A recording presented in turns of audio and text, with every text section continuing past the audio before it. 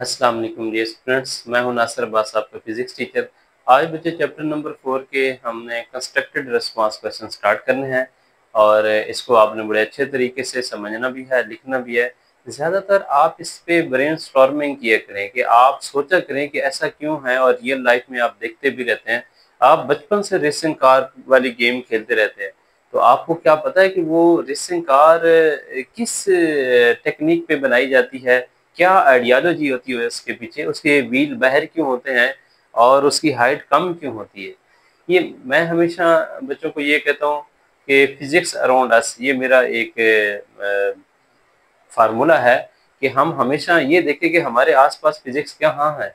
वो बचपन से ही शुरू हो जाती है। अक्सर मैं वर्ड ये बोलता भी हूँ कि आप बचपन से ये चीज़ें सीखते आए हैं, उसको बल्कि देखते आए हैं, सीखना तो अब है आपने, बस यही फ़र्क है। तो अब इसमें देखेंगे ऐसी बहुत सारे क्वेश्चन हैं ऐसे जो आज आप सीखेंगे और वो आप पहले से उनको ऑब्जर्व कर चुके होंगे।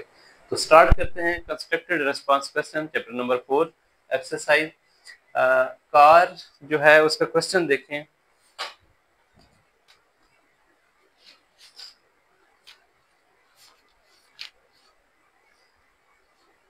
A car travel at the same speed around two curved paths with different radius, for which radius experience more centripetal force, prove your answer।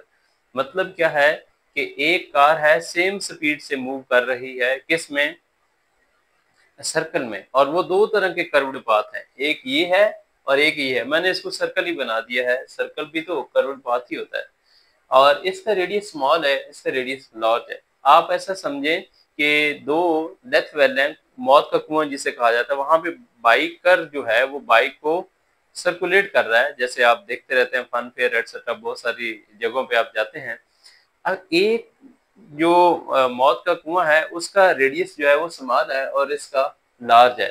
तो वो बाइकर को किस मौत के कुएं में बाइक चलाना आसान होगी, आप ये समझें। तो सबसे हमें पता है कि सेंट्रीपिटल फोर्स का क्या फार्मूला है, M V square over are.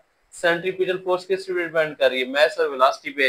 ये तो सेम है, बाइक भी सेम रहेगी दोनों मौत के कुओं में, जिसका रेडियस कम है या ज्यादा है, और वेलोसिटी भी सेम रहेगी। बस फर्क इसमें दोनों में क्या आ रहा है, ये आर का फर्क है, रेडियस का फर्क है। जिसका रेडियस बड़ा है, जिसका रेडियस बड़ा है उसमें बाइक चलाना आसान होगी, और जिसका रेडियस कम है उसमें बाइक चलाना मुश्किल होगी। तो सबसे पहले यही लिखेंगे कि we know that FCM v square over r, this formula shows that centripetal force is inversely proportional to radius। यहाँ से आप देख सकते हैं सेंट्रीपिटल फोर्स इनवर्सली प्रोपोर्शनल है। मतलब जिसका रेडियस, कर्व्ड पाथ का रेडियस ज्यादा है, उसमें सेंट्रीपिटल फोर्स कम लगेगी और इजिली टर्नेबल होगा, और जिसमें कर्व्ड पाथ में रेडियस कम है उसमें एक्टिवली काम करना पड़ेगा, ज्यादा सेंट्रीपिटल फोर्स चाहिए होगी उस टर्न को लेने के, शार्प टर्न होगा, उसको टर्न को ओवरकम करने के लिए ज्यादा सेंट्रीपिटल फोर्स चाहिए होगी। तो यहाँ से सिर्फ फार्मूला से आपको पता चल गया है। तो सिंपल फिर हमने क्या लिखा है, therefore car will need more centripetal force to travel with the same speed in the curved path whose radius is small। जिसका रेडियस स्मॉल है उसमें कार जो है वो इजीली टर्न ले सकती है। आप अक्सर अपनी लाइफ में एक्सपीरियंस करते हैं, एक लार्ज कर्व्ड पाथ होता है, ट्रैक, उस पे आप कोई परवाह नहीं होती, उसी स्पीड से चले जाते हैं। लेकिन अगर कोई ब्लंट मतलब बहुत ही शार्प टर्न हो तो आपको बाइक ऐसा करनी पड़ती है। अगर उसी स्पीड से आपने जाना जैसे पहले गए हैं, तो फिर तो बहुत ज्यादा सेंट्रीपिटल फोर्स आपको प्रोवाइड करनी पड़ेगी, मतलब उसका एक एज बहुत ऊपर होना चाहिए। तो नेक्स्ट देखते हैं 4.2। 4.2 में ये कहता है राइप मैंगो। हाँ, कहता है कि एक मैंगो है जो ट्री के ऊपर पका हुआ है। आजकल मैंगो का मौसम है, आप खाते भी रहते हैं। एक मैंगो मैंगो का जो ट्री है उसकी शाख के ऊपर पका हुआ है, वो गिरता क्यों नहीं है, क्वेश्चन ये है। और जब हम उसको शेक करते हैं, मतलब उसकी टहनी को हिलाते हैं, ब्रांच को हिलाते हैं, फिर गिर जाता है, ये क्वेश्चन है। इसका आप सिंपल सा आंसर क्या बताएंगे कि सादर according to Newton law of inertia वो जो दूसरा मैंगो है, राइप मैंगो, वो अपनी टहनी पे, ब्रांच पे अपनी पोजीशन को रिटेन रखता है। लेकिन जब आप ब्रांच को हिलाते हैं तो आप एक्सटर्नल फोर्स प्रोवाइड करते हैं, और एक्सटर्नल फोर्स उसके इनर्शिया पे ओवरकम कर जाती है, और फिर क्या है, वो एक्सेलरेट करता है अंडर द ग्रेविटी। तो ये इसका आंसर है, सिंपल सा, ये कोई हार्ड एंड फास्ट रूल नहीं है जो आप समझ भी ना सकें, और रॉकेट साइंस भी नहीं है। तो 4.2 क्या है? A ripe mango does not fall due to the law of inertia. According to Newton's law of inertia, mango retain their position, but we shake the branch of tree जब हम when we shake,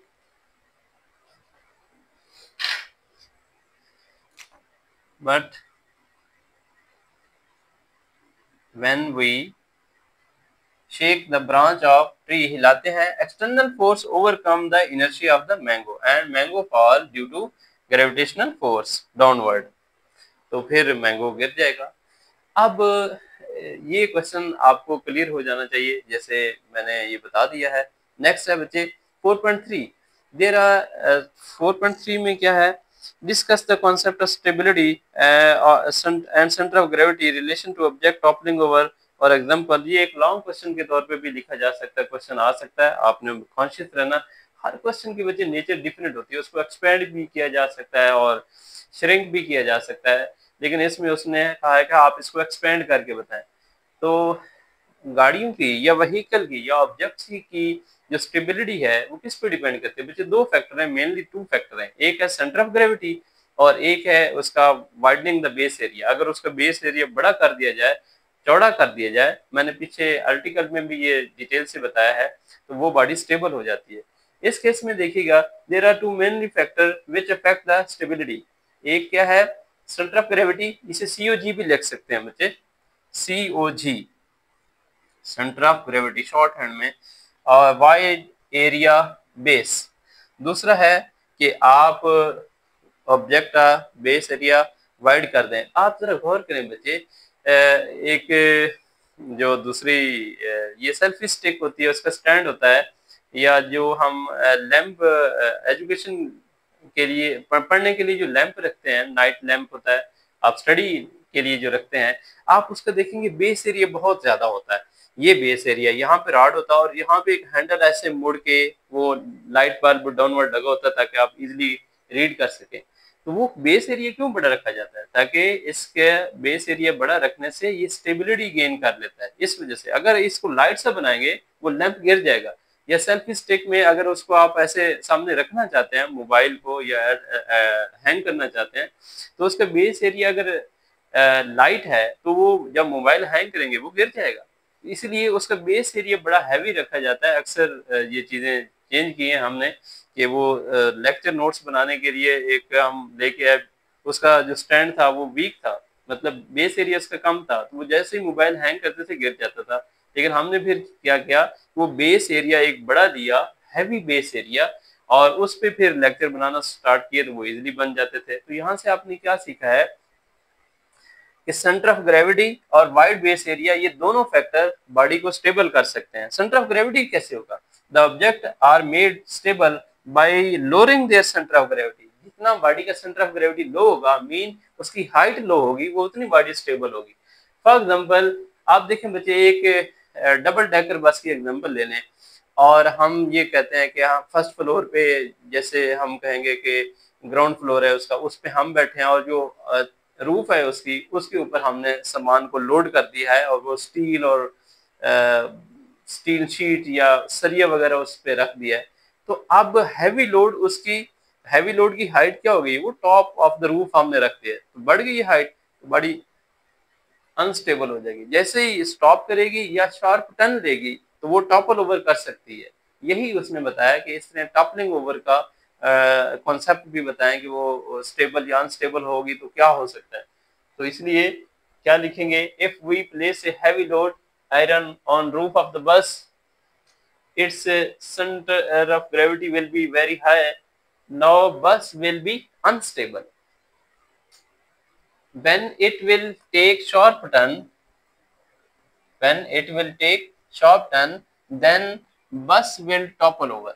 Yes, अब यही इसका concept था, क्योंकि centre of gravity high हो जाएगा जब उसकी रूफ पे हम लोड करेंगे, क्योंकि हाइट बहुत बढ़ जाएगी, तो रेज उसका सेंटर ऑफ ग्रेविटी हाई होने से अनस्टेबल हो जाती है। इफ वी प्लेस, अगर हम उसी सेम जो लोड किया है रूफ के ऊपर, अगर उसकी फ्लोर के ऊपर रख दें, बस की फ्लोर के ऊपर, तो देन क्या होगा? अब बच्चे हैवी लोड की जो हाइट है वो कम हो गई है। अब सेम उसी स्पीड से जब आप ब्रेक लगाएंगे या शार्प टर्न देंगे तो बॉडी स्टेबल रहेगी, टॉपल ओवर नहीं करेगी। तो ये था कॉन्सेप्ट इसका कि टॉपलिंग ओवर कैसे होती है अगर हम सेंटर ऑफ ग्रेविटी को चेंज कर दें। नेक्स्ट है बच्चे वाइड बेस एरिया। हम आप रेसिंग कार, जैसे स्टार्ट में मैंने बताया, अक्सर खेलते भी रहते होंगे और खेलते भी आए हैं। आप रेसिंग कार को जरा ऑब्जर्व कीजिए, उसका जो टायर है वो बॉडी से बाहर होता है, और जो बॉडी है उसकी बेस है उसकी बिल्कुल लोएस्ट रखी जाती है और वाइड होती है।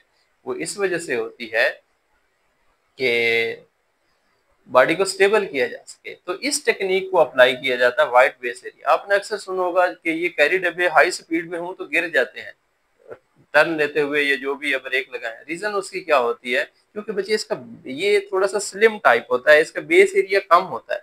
बेस एरिया कम होगा, जैसे ही ब्रेक अप्लाई करेंगे हाई स्पीड में जाएंगे और शॉर्ट टर्न देंगे तो इसने टॉपल ओवर कर जाना, नीचे गिर जाती है, रोड से नीचे चली जाती है। अक्सर बसें ऐसे गिर जाती हैं जिनकी हाइट ज्यादा होती है और वाइड बेस एरिया नहीं होता, लो बेस एरिया होता है, तो वो हाई स्पीड में जब शॉर्ट टर्न लेती हैं तो डाउन चली जाती हैं रोड से भी। तो ये फिजिक्स हमेशा आपको बेनिफिट ही देती है। मैंने हमेशा बच्चों को कहता रहता हूँ, या तो आपको बेनिफिट डायरेक्ट बताएगी या आपको बेनिफिट इनडायरेक्ट बताएगी।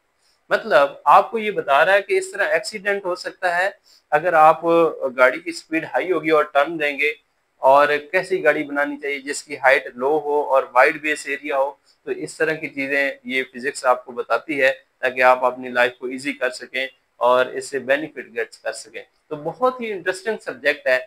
इसके अंदर जो मटेरियल होता है वो भी बहुत आसान होता है, आप सारी जिंदगी उसको ऑब्जर्व करते हैं लेकिन समझते नहीं है। बस आज समझाने के लिए इधर आया हूँ आपको, तो आपने इसको समझना है और लिखना भी है। नेक्स्ट बच्चे है wide base area. Racing car has wide base area and wheel outside the body. Yes, this technique make it stable.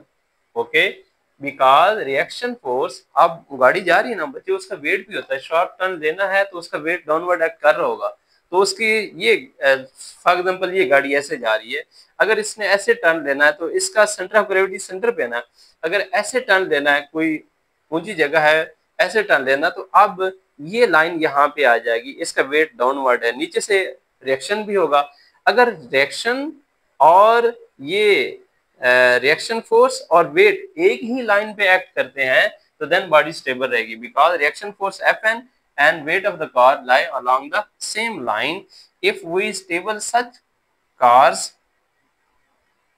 on its tip, अगर हम इसको ऐसे स्टेबल करना चाहें तो ये टॉपल ओवर हो जाएगी। फॉर ए वाइल थोड़ा स्टेबल हो सकती है क्योंकि इसका सेंटर ऑफ ग्रेविटी पहले लो था, अब हाईएस्ट पोजीशन पे चला जाएगा, और क्या हो सकती है, raise centre of gravity will be raise and does not come back to its original position and will topple over. तो ये इन दोनों एग्जांपल में उसने पूछा था कि कॉन्सेप्ट के साथ बताएं कि टॉपल ओवर कब करेगी और कब नहीं करेगी, वो हमने डिस्कस कर दिया, आपने इसको याद रखना है। 4.4 है बिकॉज फॉर एन इक्विलिब्रियम। 4.4 में है क्या कि एक एक्सेलरेटेड बॉडी इक्विलिब्रियम में क्यों नहीं हो सकती। एक बॉडी में एक्सेलरेशन है, मतलब या तो उसकी velocity with the passage of time कम हो रही है या वेलोसिटी उसकी इंक्रीज हो रही है, तो एक्सेलरेटेड ही हुई ना। जिस बॉडी की वेलोसिटी चेंज हो रही होती है उसमें एक्सेलरेशन होता है। तो कहते हैं एक्सेलरेटेड बॉडी इक्विलिब्रियम में क्यों नहीं हो सकती। वो रीजन ये है कि अगर बॉडी को आप ये कहें कि वो इक्विलिब्रियम में हो तो देन नेट फोर्स जीरो होनी चाहिए उस पे। तो आप ये देखें, लिख दिया for an equilibrium net force on the body should be equal to zero. क्यों? We know that Newton cycle law of motion. आप थोड़ा सा ऐसे स्टार्ट करेंगे, Newton cycle law of motion क्या है, एफ नेट फोर्स किसके इक्वल होती है, एम में। अगर तो बॉडी इक्विलिब्रियम में है, नेट फोर्स क्या होनी चाहिए, जीरो, तो फिर एक्सेलरेशन जीरो नहीं होगा। आप अगर ये कहें कि बॉडी एक्सेलरेटेड हो और इक्विलिब्रियम में हो, ऐसा नहीं हो सकता। अगर बॉडी इक्विलिब्रियम में है तो नेट फोर्स जीरो हो, अगर नेट फोर्स जीरो है तो फिर एक्सेलरेशन नहीं होगा। तो यहाँ से ये मैंने प्रूव किया है F net force is equal to M A. Net force zero है तो जीरो यहाँ पे प्लेस करें, zero will be equal to M A, zero will be equal to M A, M को उधर जीरो पे जाकर डिवाइड करते हैं तो A will be equal zero over M, और जीरो ओवर समथिंग जीरो होता है हमेशा, then A will be equal to zero. तो यहां से क्या प्रूव किया, अगर बॉडी को आप ये कहें कि वो इक्विलिब्रियम में है तो मस्ट है नेट फोर्स जीरो हो, तो मस्ट है क्या है, एक्सेलरेशन जीरो। इसीलिए जो एक्सेलरेटेड बॉडी है उसका वो इक्विलिब्रियम में नहीं हो सकती। रीजन, एक्सेलरेटेड बॉडी का मतलब है उसमें नेट फोर्स जीरो नहीं है, वही तो नेट फोर्स उसमें एक्सेलरेशन पैदा कर रही है, फिर इक्विलिब्रियम में कैसी हो सकती है। तो इसीलिए जब बॉडी एक्सेलरेटेड नहीं है और या इक्विलिब्रियम में है तो मस्ट है उसमें एक्सेलरेशन जीरो होना चाहिए। तो मैंने इसको फिर आगे डिस्क्राइब भी कर दिया है। ये यहाँ के बाद इधर आ जाना है आपने, from above it is clear that when net force is zero then acceleration is zero and body will be in equilibrium. Fine, if net force is not zero, जैसे कि वो बॉडी एक्सेलरेटेड है इसका मतलब है नेट फोर्स जीरो नहीं है, then acceleration भी जीरो नहीं होगा, होगा कुछ ना कुछ एक्सेलरेशन, तो एक्सेलरेटेड बॉडी होगी, फिर इक्विलिब्रियम भी नहीं होगा। Then body has some acceleration and will not be in equilibrium. ये क्लियर हो गया आज आपका टॉपिक। एक क्वेश्चन रह गया उसमें ये कहता है कि दो बॉडीज हैं, दो बॉक्सेस हैं, एक बॉक्स जो है दोनों बॉक्स गाड़ी की छत पे पड़े हैं, रूफ पे पड़े हैं, एक बॉक्स की हाइट कम है और दूसरे की ज्यादा है, अगर सडन ब्रेक अप्लाई करें तो फिर कौन सा बॉक्स टॉपल होने का खदशा है। तो आप सिंपल कहेंगे कि सर जिस बॉक्स की हाइट बड़ी है, ज्यादा है, उसका खतरा है। क्यों? उसका सेंटर ऑफ ग्रेविटी हाई है, इस वजह से ज्यादा चांसेस हैं कि वो टॉपल कर सकता है। तो इसी चीज को आप लिख सकते हैं हम।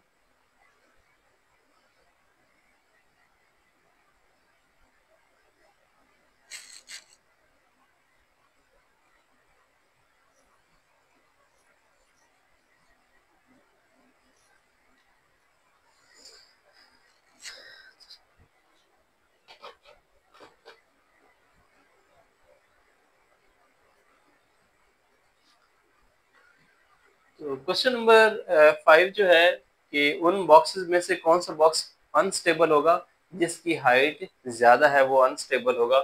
इसको हम कैसे लिखेंगे, if truck make a sudden stop the box with large height has more chances to tumble over, उसके ज्यादा चांस है कि वो गिर सकता है, because due to large height the centre of gravity become high, which make the large box unstable as compared to small box.